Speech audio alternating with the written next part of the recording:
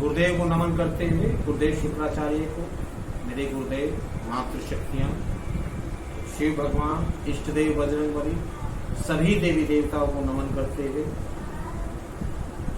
आज प्रवचन की शुरुआत करते हैं। आज हम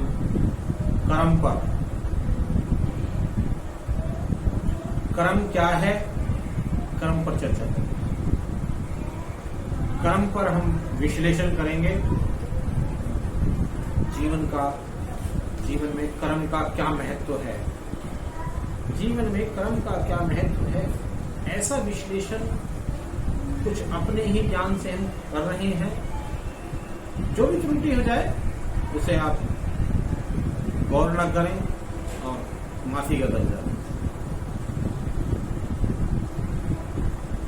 कर्म का फल, कर्म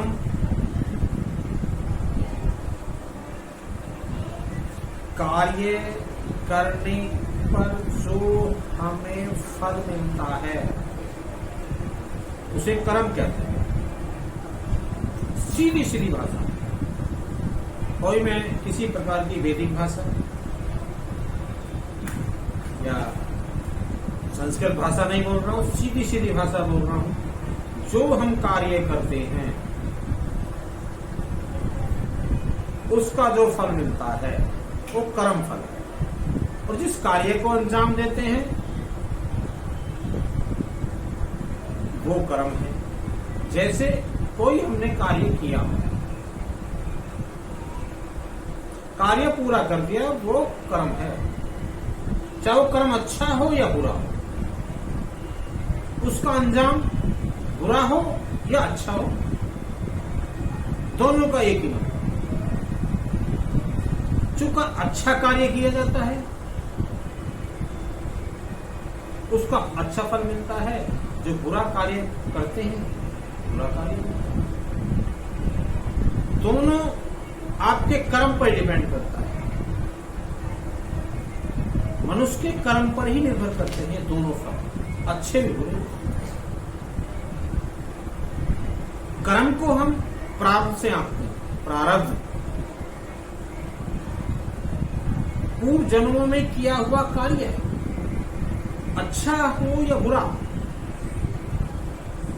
उसका प्रतिफल जो अच्छा होता है या बुरा होता है, बुरे का प्रतिफल हमें पहले मिलता है और अच्छे का प्रतिफल बाद में मिलता है। ये दीव शक्तियों के अनुसार होता है, वो चाहे किसका किसी को दे दे, ऐसा विचार है। कर्म का फल कर्म करने के आधार पर होता है, इसीलिए कर्म परित्याग होना चाहिए, त्याग की भावना होनी चाहिए।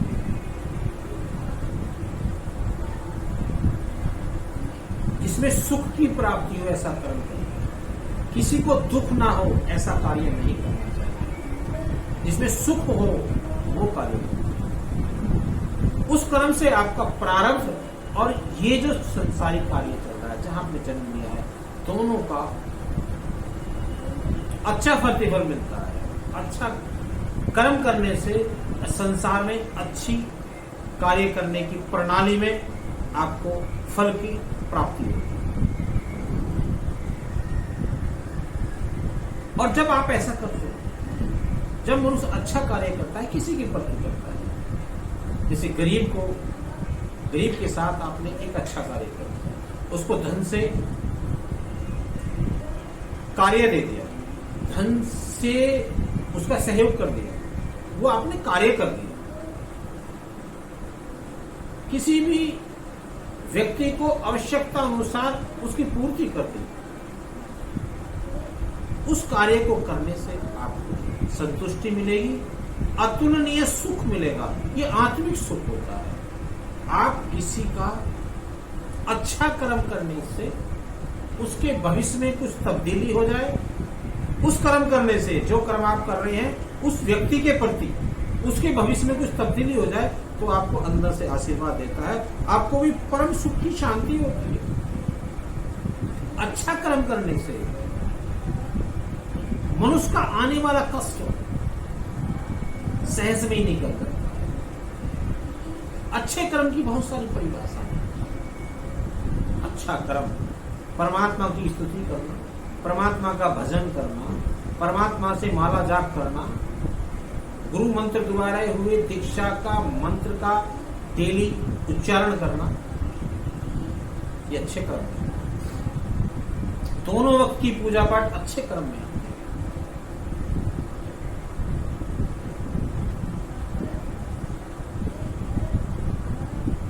किसी को सुख की प्राप्ति कराना, उसके सुख में सहयोग करना, किसी की लड़की की शादी में सहयोग करना, गरीब व्यक्ति के साथ में अच्छे लोगों का सानिध्य मिल जाए तो बहुत बड़ा पुण्य मिलता है।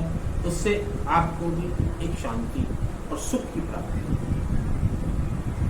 मनुष्य जब ऐसे कार्य करता है उसे ही कर्म कहते हैं। और एक कर्म की परिभाषा है, आप कहीं रास्ते में जा रहे हैं, रास्ते में जाते जाते आपको चोट हो जाए, एक्सीडेंट हो जाए, या आपका कोई पैसा धन लूट ले, उसमें जो व्यक्ति, जो मनुष्य सहयोग करता है उस गरीब व्यक्ति की या उस अन्य व्यक्ति का जो रास्ते में जा रहा है, उसका सहयोग करने से आपको परम सुख की प्राप्ति होगी, उसका भविष्य उज्जवल हो जाएगा। ये कर्मों के आधार, इस प्रकार का कर्म मनुष्य पृथ्वी पर आकर तो जो झेलता है वो प्रारब्ध होता है। प्रारब्ध कर्म पर डिपेंड करता है। आपका पूर्व जन्मों में कर्म कैसा था, आपका पूर्व जन्मों में लेखा जोखा कैसा था। अगर लेखा जोखा अच्छा है तो आपको पृथ्वी पर आकर के अच्छाई के माध्यम से, अच्छा कर्म के माध्यम से आपको संसार में अति सुख की प्राप्ति और आप धन के कार्य में जुड़ेंगे उस प्रारब्ध के अनुसार। अगर प्रारब्ध में आपने पूर्व जन्मों में कोई गलत कार्य किए तो आप पृथ्वी पर आकर के वही।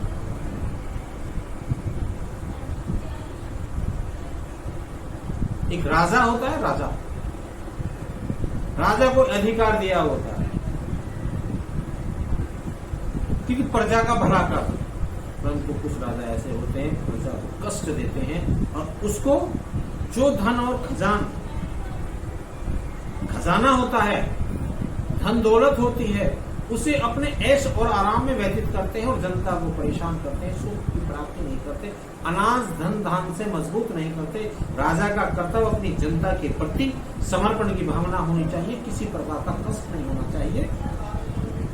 जो राजा इस प्रकार का कार्य नहीं करते हैं वो पृथ्वी पर आकर के दूसरे का जो धन पूर्व जन्मों में हड़पा है, बुरा जो कर्म किया है, प्रजा को सुख नहीं दिया है, प्रजा को कष्ट दिया है, वही कष्ट संसार में आकर के तुम्हारा उसे भिखारी के रूप में, जिस धन के संचित करके इकट्ठा करके लोगों का उसने दिया है, आज उस धन के लिए एक एक रुपए के लिए परेशान, उसे तक भीख नहीं मिलती।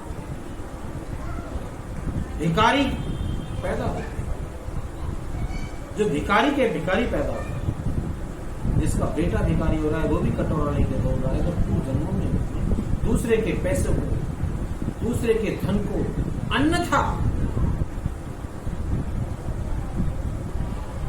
दूसरे के कार्यों में, अपनी ऐश और आराम में उस पैसे को आनंद लिया है, दूसरे के अधिकार को छीना है, उन्हें आकर पृथ्वी पर कटोरा हाथ में आता है और भिक्षा नहीं मिलती, पैसे नहीं देते, लोग पुकारते हैं, लोग भिक्षा देने में असमर्थ होते हैं क्योंकि पूर्व जन्मों का कर्म है। जो अधिकार उन्होंने उस जनता का लेकर के अपने ऐसा और आराम और अयासी में उड़ाया था, वही पैसे के लिए, एक पैसे के लिए तरस जाए, वो उसके पूर्व जन्मों का कर्म है। जितने भी राजा और महाराजा होते हैं वो अपनी शान और शौकत अधिकार में लोगों का बुरा करते हैं, लोगों की जमीनें हड़पते हैं, लोगों के धन और दौलत को मिसयूज करते हैं और दूसरे की मां बेटी पर गलत निगाह डालते हैं, दूसरे के धन को लेकर के गलत कार्यों में देते हैं, उनके हाथ में कटोरा है, उनको भिखारी बन जाते हैं, उनको एक भी कोई पैसा नहीं दे पाता। वो पूर्व जन्मों का कर्म है, इसीलिए भुगत रहे हैं। आपने देखा होगा, मैं जनरली रोड पे आप चल रहे हैं, आप कितने सुंदर और कितने आप अपने आप को अच्छे कपड़े पहन करके गाड़ी चला,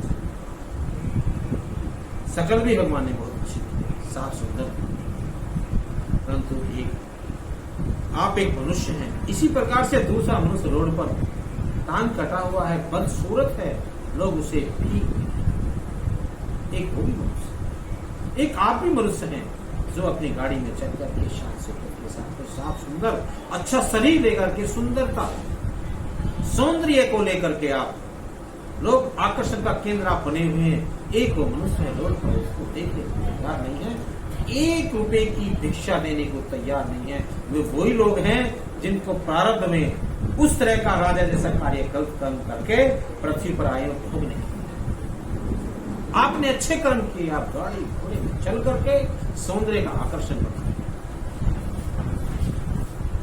आपने पूर्व जन्म में अच्छा कार्य किया, किसी को अच्छे को खाना दिया, लोगों की सेवा की, लोगों की जान बचाई है, अधिकार का प्रयोग किया है, अधिकार को मिसयूज नहीं किया है। जो आपको अच्छी शोहरत और इज्जत जो मिली थी, उस इज्जत को गरीबों में बांटा है। आपको ये सुंदर शरीर फिर दोबारा मिल गया। आप दोबारा फिर इसलिए बता रहा हूं, आपको याद है आकर्षण क्यों बना, ये कर्म का फल है, पूर्व जन्मों का कर्म है। आपको अच्छी शोहरत मिल सकती, आप अच्छे कार्य नहीं करते, आपको शान सत्ता में अधिकार मिले हुए हैं। एक वो भी मनुष्य है जिसे भीख नहीं मिल रही है, कटोरा उनके हाथ में है। वो पूर्व जन्मों का कर्म है, पूर्व जन्मों का कर्म के अनुसार वो फल भुगत है। आप पूर्व जन्मों के कर्म के अनुसार वो फल भुगत रहे हैं।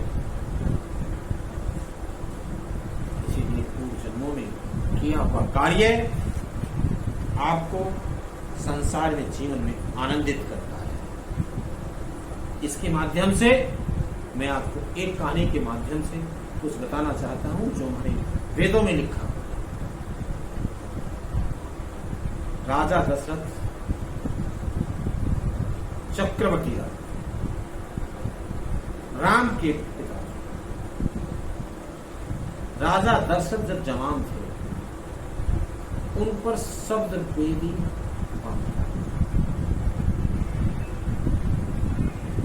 वो शेर की शिकार की तलाश में वनों में चले।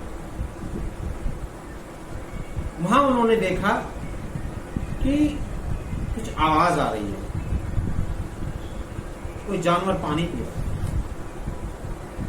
उन्होंने शब्द के अनुसार वो तीर निकाला और चला दिया।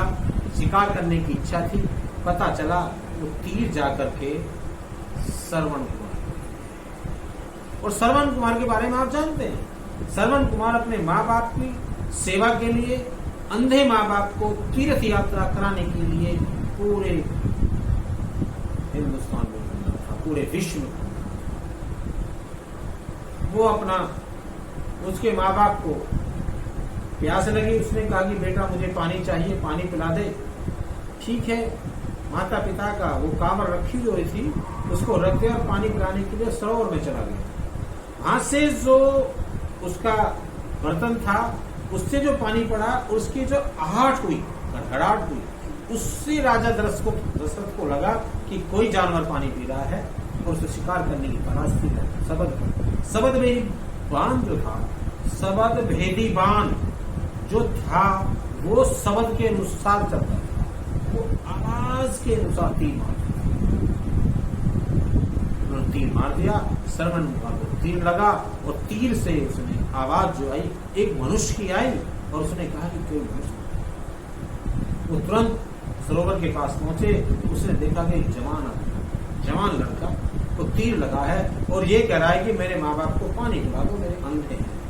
राजा दशरथ वहां पहुंचते हैं, उसकी सारी गाथा सुनते हैं। वो जल का लोटा लेकर के उसके माँ बाप के पास पहुंचता है जो अंधे। आहट सुनी, पैरों की आहट सुनकर के अंधा आदमी समझ जाता है कि ये मेरा अपने आदमी की आहट नहीं है, किसी और की है। जैसे उसके पास पहुंचे, उन्होंने कहा श्रवण कुमार नहीं है, कौन है ये बता। उन्होंने बड़े हिचकते हुए कहा कि मैं श्रवण कुमार नहीं हूं, मैं राजा दशरथ हूं, श्रवण कुमार की मेरे बाण से हत्या हो गई है, मैं इसके लिए आपसे माफी चाहता हूं। हाँ, मैं आपके लिए जल का लोटा लेके आया हूं, इसे आप पिए। उन्होंने कहा ये पानी अब नहीं, हमारा बेटा समाप्त हो गया, पानी नहीं। वो रो रो कर उन्होंने प्राण त्यागने से पहले राजा दशरथ को एक बात कही, ए राजन, जिस तरह से हम अपने पुत्र वियोग में अपना दम तोड़ रहे हैं, उसको याद कर करके अपना जीवन समाप्त कर रहे हैं, उसी प्रकार से एक दिन तू भी अपने पुत्र वियोग में रो रो करके दम तोड़ देगा और अपने आप को मार देगा। ये हम तुम्हें साफ देते हैं। और ऐसा कह करके वो समाप्त हो गए और मृत्यु हो गई। अंधे माता पिता की मृत्यु हो गई जो श्रवण के माता पिता।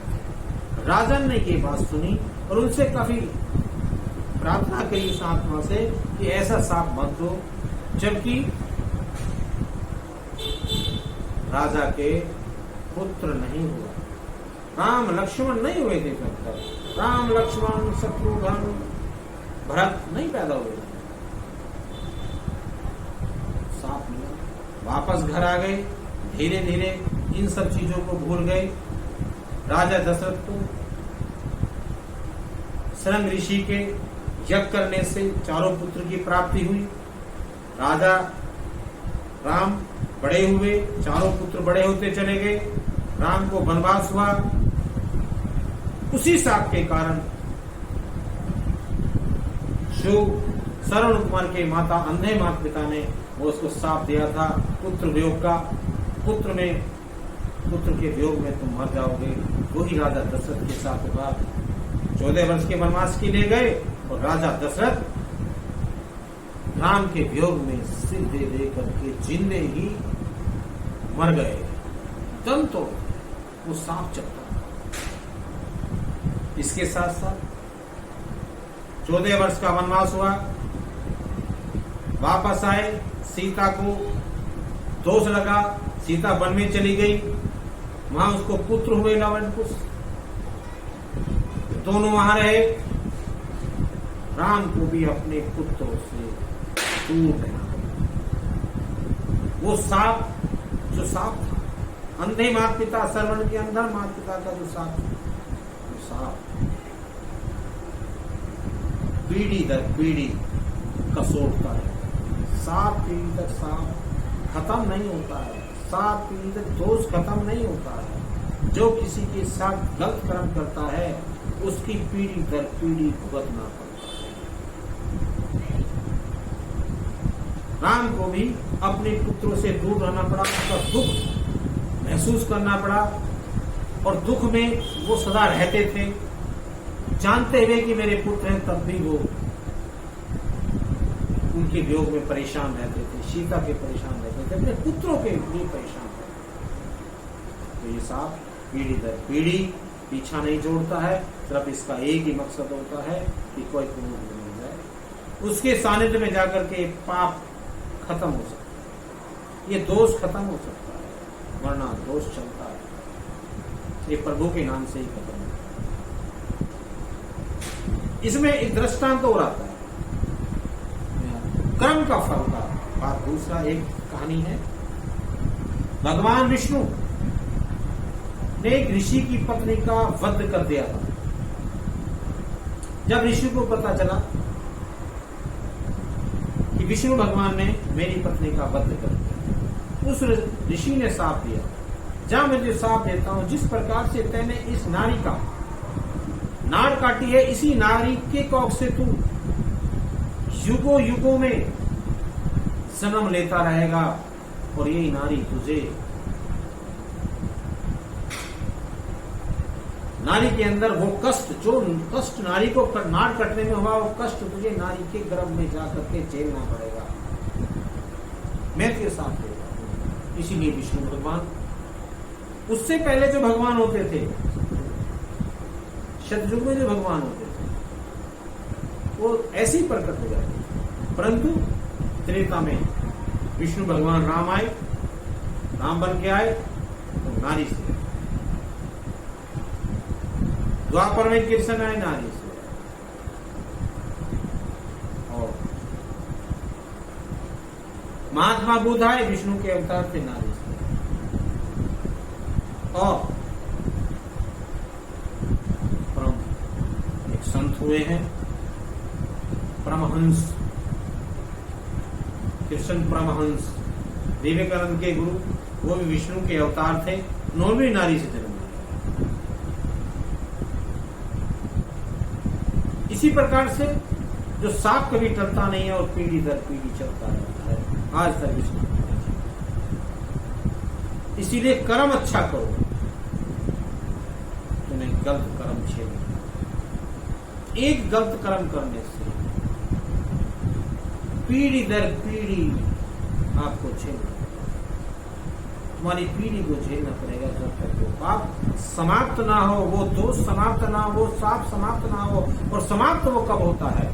समाप्त वो प्रभु के नाम लेने से होता है। पूर्ण संत पूर्ण गुरु आए और उसकी दीक्षा ले, आप उससे माला जाप करके ध्यान योग क्रिया में जाएंगे, तब वही परमात्मा जिससे साप लगा, वही परमात्मा उस नाम से उस दोष को खत्म करता है। क्योंकि जिसने भी वो आपको साफ किया है वो भी उसी का अंश है। आत्मा सो परमात्मा, जो परमात्मा का अंश आत्मा में बैठा है, वो आत्मा की जो आवाज है परमात्मा को जाती है, परमात्मा उसे साप के रूप में देता जाता है। साप, दोष, क्रोध, पीढ़ी दर पीढ़ी चलता है।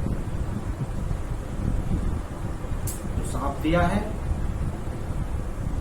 वो छीना, इसीलिए परमात्मा के नाम से वो दोष, वो साप, जो अभिशाप है वो खत्म होगा। इसीलिए मेरे प्रिय जनों, मेरे प्रिय भाइयों, माता और बहनों और मेरे शिष्यों, जहां जहां तक भी मेरी आवाज है, जहां जहां तक भी इस वीडियो के माध्यम से एक प्रवचन प्रसारित हो रहा है, सब इस क्रम पर ध्यान दें, गलत कार्य ना करें, अच्छे कार्य में संलग्न रहें। कोई तुम्हारे साथ बुरा कर रहा है, ऊपर वाले के छोड़ करके छोड़ दो, तुम मत बुरा करो, बस बुरा मत करना, यही मेरी आपको करें, वो अपने आप जवाब देगा। देव प्रवृत्ति और राष्ट्र प्रवृत्ति में यही है। तो कर्म का फल ये विशेष नहीं है।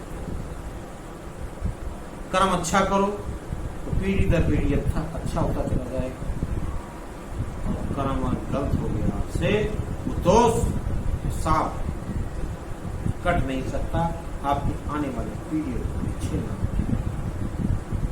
इसलिए कर्म अच्छा होना चाहिए, और जो लोग अच्छा कर्म करते हैं उनका अच्छा जीवन।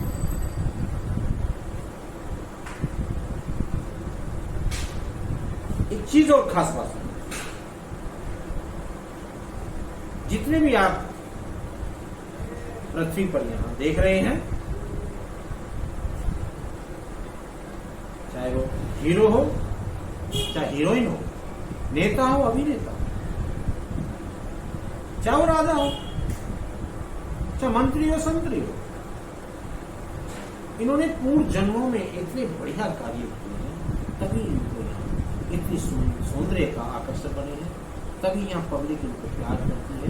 अब कर्म कुछ भी कर रहे हैं बात अलग है, तो पूर्व जन्मों को आज ऐसो आराम की जिंदगी से जिए। ये पूर्व जन्मों का था। आज वो पृथ्वी पर आकर के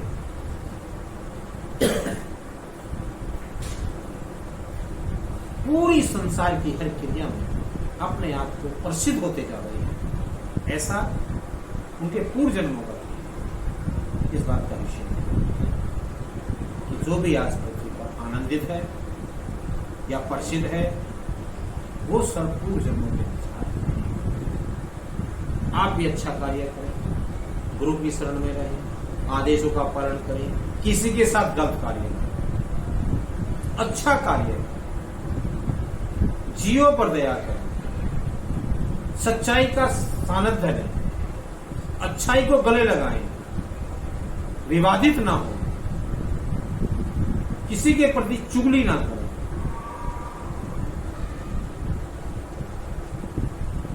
और अपने आप को सदाचारी, चरित्रहीन ना हो, चरित्र को गले लगा कर। इन्हीं बातों के साथ इस प्रवचन को समापन की तरफ ले जाता हूं। और आपको ये प्रवचन बढ़िया लगे, अच्छा लगे तो जरूर सब्सक्राइब करें, कमेंट करें, लाइक करें, यूजर बने। देखते तो हैं परंतु ना तो कमेंट करते हैं ना सब्सक्राइब। जरूर करें। वीडियो में समय समय पर आप लोगों को प्रसारित करता रहूंगा। इन्हीं सब बातों के साथ मैं समापन करता हूं। ओम श्री गुरुदेवाय नमः, ओम श्री गुरुदेवाय नमः, ओम श्री गुरुदेवाय नमः, ओम श्री गुरुदेवाय नमः, ओम श्री गुरुदेवाय नमः। कर्म ही परम धर्म कर्तव्य है। अच्छा कर्म मनुष्य को ऊंचाई तक ले जाता है। नमन सभी को।